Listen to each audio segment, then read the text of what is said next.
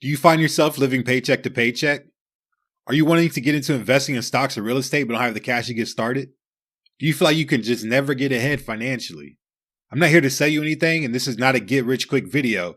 This video is about financial literacy and personal finance. If you answered yes to any of these questions, I'm willing to bet there's some ways this can change with the help of a good budget.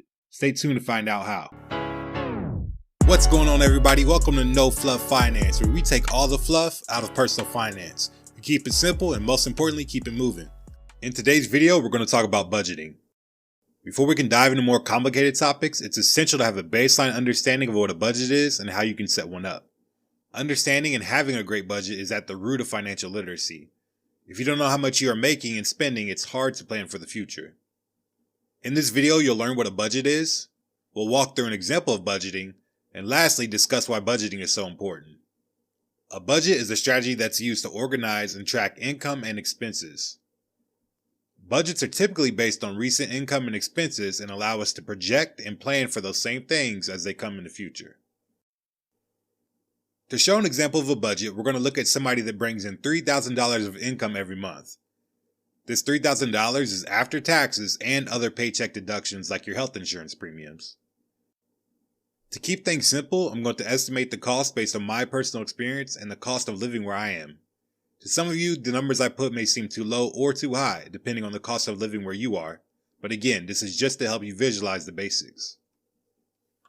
We're going to go over this budget using a simple line-by-line method. There's plenty of free budget templates you can find on Google or apps that can help you budget, such as Mint. Find something that works for you and that you can be consistent with. One thing to note is that everyone is going to have different expenses, so if you notice that my example doesn't include something that you have, that's okay. The important thing is that you think of as many things as possible that you know you're going to have to pay for month to month. Here's No Fluff Fred with his monthly income of $3,000. We'll write this in green to represent the amount of money remaining. We'll use red numbers in our budget to help us remember that money is being taken away from the total. The first expenses we'll budget for Fred are necessities. These are things Fred absolutely has to have. For Fred and most of us, this will include housing, food, and transportation. For housing, Fred has his own apartment. He pays a bit more than he would having a roommate, but he enjoys having his own space, so the additional cost is worth it to him. He lives in an average apartment, not the best, not the worst, in his city, and pays $800 a month for rent, plus an additional $200 for utilities, which includes his electric, trash, water, internet, gas, and sewer. After subtracting rent and utilities, Fred is left with $2,000 in his budget. For food, Fred likes to budget his groceries and eating out money separately. He spends about $60 a week on groceries, which comes out to $240 a month. He also likes to budget $50 a week for eating out. He doesn't always use it, but likes to plan for it. After groceries and eating out, Fred is left with $1,560 in his budget. As you can see by now, No Fluff Fred is a pretty simple man. The car he drives is basic and affordable to him. He has a decent used car that's good on gas and costs him $300 a month for his payment. He typically spends $30 a week on gas and has to pay $80 a month for car insurance. After subtracting his car payment, gas, and car insurance, Fred is left with $1,060. Now that we've got Fred's necessities out of the way, the next thing he prioritizes are his savings and his debt payments.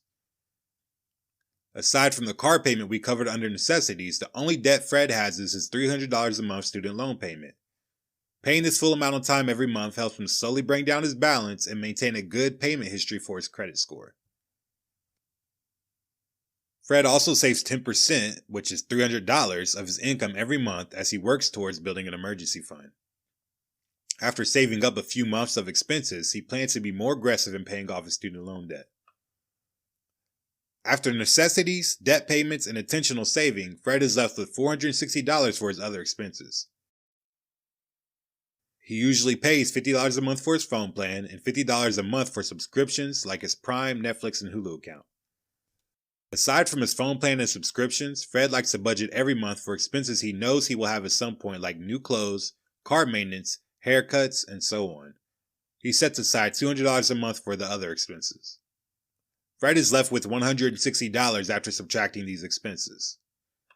Fred uses the rest of his budget for other entertainment, which can include going out with friends, going to the movies, and other things that might pop up. As you can see, Fred lives a pretty modest lifestyle, but at the end of the day, he has enough to cover his expenses, do things he enjoys, and also save and invest money for the future. Over the course of a year, Fred will have paid down his student loan by $3,600 while also adding $3,600 to his savings account. Without having a defined budget, it would have likely been tougher for Fred to stay on track and have the ability to save this money. If Fred wanted to save even more money in his budget, he could cut out things like his subscriptions, his eating out, and entertainment budget. He could also save more by increasing his income through getting a raise, having a second job, and so on. Everyone has to find a balance between income and expenses that works for them. At the end of the day, it's important that everyone tries to create and stick to some type of budget. Budgets help us to anticipate and prepare for future expenses. That way we're ready when things come up and we're not stressed or having to depend on others to help us out. It's a guarantee that an accident will happen or a car will break down at some point, so the sooner you can prepare for it, the better. Budgeting money properly allows us to be intentional about where our dollars go and helps us to save money that we can use to buy assets in the long run. Think about going to a grocery store without a list.